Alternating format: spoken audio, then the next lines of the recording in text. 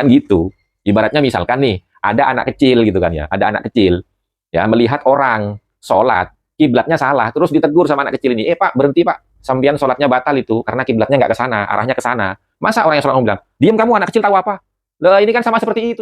Berbeda pendapat tapi dengan sehat ya, karena apa? Al-hurmatu khairum minat ta'ah ya, menghormati kepribadian orang lain itu lebih diutamakan daripada mentaati. Artinya apa? Al-hurmatu khairum minat ta'ah itu dalam paham saya ya, kita boleh berbeda pendapat tapi kita tetap harus saling menghormati satu sama lain.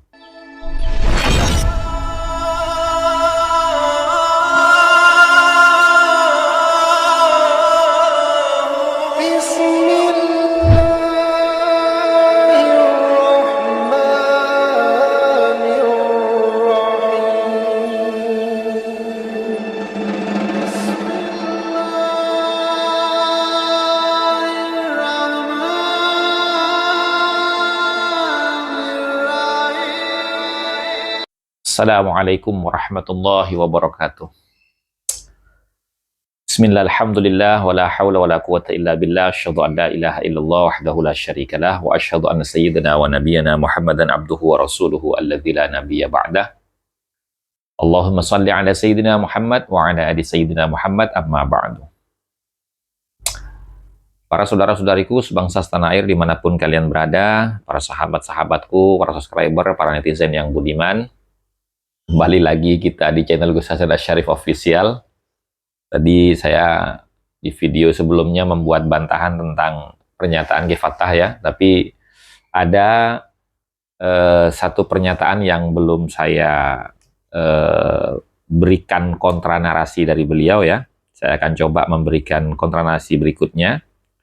Di sini kan beliau mempertanyakan gitu ya, bahwasanya Anda ini pakar apa? Ya, kapasitas Anda itu ahli di bidang apa? Gitu. Nah, pertanyaan seperti ini kan pertanyaan yang tidak ilmiah sebenarnya. Kenapa kok dikatakan tidak ilmiah? Karena gini, masa sekelas Kiai Fattah itu tidak paham tentang posisi saya di dalam fenomena polemik nasab yang terjadi selama 3 tahun ini. Ya, apakah posisi saya ini adalah orang yang membatalkan nasab Ba'alawi, atau saya ini adalah orang ya yang menyampaikan hasil daripada kajian-kajian, penelitian-penelitian seputar nasab Ba'alawi yang menghasilkan satu ketentuan tidak bersambungnya nasab Ba'alawi kepada baginda Rasulullah melalui jalur Ahmad bin Isa. Nah, dari situ berarti saya melihat Kiai Fattah ini tidak cerdas di dalam menilai posisi seseorang ya yang ikut bersuara, ikut menyampaikan, ikut mengomentari tentang polemik nasab daripada keluarga Ba'alawi berdasarkan hasil kajian dan penelitian yang dilakukan oleh Kiai Haji Imaduddin Utsman Al-Bantani. Sehingga dia mempertanyakan, apa kapasitas saya? Apakah saya ini ahli nasab, atau ahli fikih, atau saya ini ahli gramatika bahasa Arab atau nahwu shorof gitu. Nah, jadi begini ya, saya kasih analogi sederhana yang insya Allah bisa dipahami semua orang ya. Ketika misalkan ada orang bertanya gitu loh, Pak, saya itu kalau seumpamanya sholat menghadap ke timur, tidak menghadap ke barat, kira-kira sah nggak sholat saya? Nah, kemudian orang tersebut menjawab, yo nggak sah sholat kamu. Karena sholat itu harus menghadap ke kiblat. Nah, kebetulan kiblat kita ini arahnya ke barat. Nah, apakah jawaban orang itu tidak bisa diterima? Karena ternyata dia bukan bagian dari ulama pakar di bidang ilmu fikih. Dia tidak.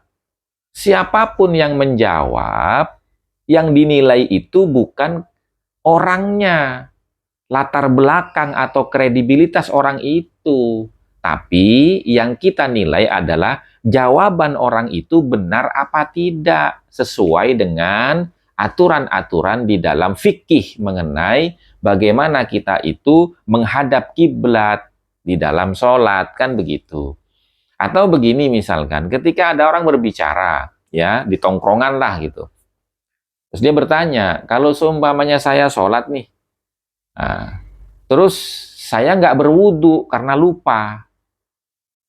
Nah, setelah saya itu salam, saya ingat kalau sholat saya tadi itu saya belum berwudu. Kira-kira gimana ya? Lah, terus orang ini bilang, ya batal sholat kamu. Ulang lagi, ambil wudu, sholat lagi.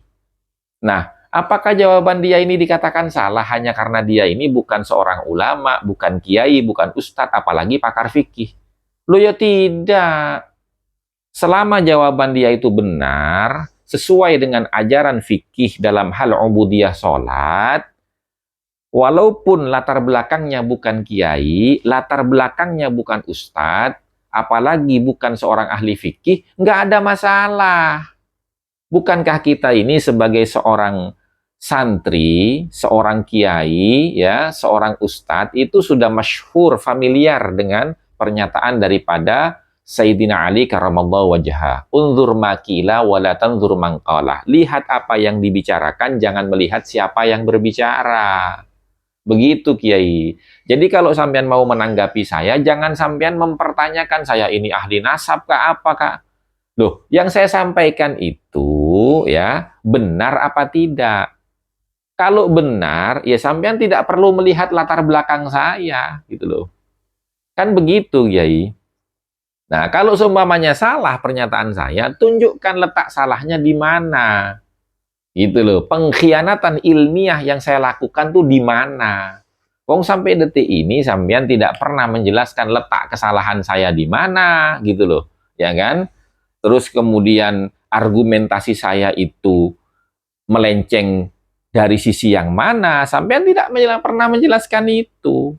Hanya selama ini bertanya, kamu ini siapa? Kamu ini siapa? Kamu ini ahli di bidang apa? Emang kamu peneliti? Lah pertanyaan macam apa seperti itu, gitu loh. Ya kan? Ya saya bukan siapa-siapa. Saya ini orang biasa-biasa saja. Nah, tapi saya punya kemampuan. Untuk apa? Untuk mencerna apa yang disampaikan oleh Kiai Imad, apa yang beliau tulis dalam buku-bukunya.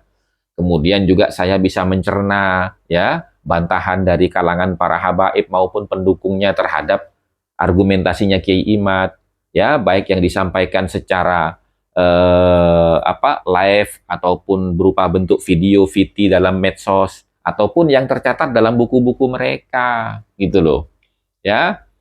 Nah, jadi Anda ini kalau memang betul-betul mau membantah atau mengkritik orang, ya itu jangan mengkritik latar belakangnya, tapi kritiklah apa yang dia sampaikan, apa yang menjadi statement dia, apa yang dia jadikan argumentasi dalam mengomentari sebuah polemik nasab ini, gitu Kiai.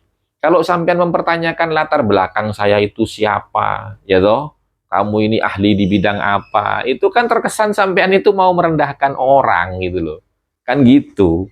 Ibaratnya misalkan nih, ada anak kecil gitu kan ya, ada anak kecil ya melihat orang sholat, kiblatnya salah, terus ditegur sama anak kecil ini, Pak, berhenti Pak, sampean sholatnya batal itu, karena kiblatnya nggak ke sana, arahnya ke sana.